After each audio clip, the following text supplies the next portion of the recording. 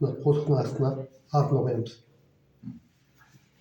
Kızım ayttın mı? Аңғарам. Не үшін ол затты үйренуіңіз керек? Сіздер отведенияларды қате қойсаңыз, мысалы, врач қарамай тұруы мүмкін, да? Басқа затпен больнойлармен шалқып жатқан болуы мүмкін. Сіздер отведенияларды қойдыңыз, шығарып бердіңіз. Отведенияларын орнына қойылмаса, ложный береді. Ложный. Түсіндіңіз ба?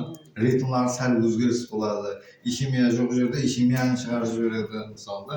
Жаңа КРС комплекслерді өттіңіз ғой. КРС П-ге отвечать етеді, КРС неге, Т-неге отвечать етеді.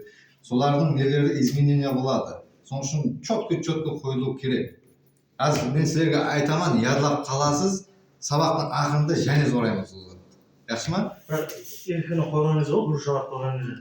Біздер көп рашығырап мен жоқ. Көзден бір қайтарап не болады?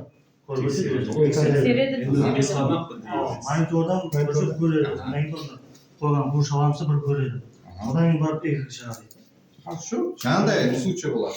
Жай жүріп жатқан болады, соң больноймен авария болады. Сіз өзіңіз түсіріп, қолына шығарып бересіз.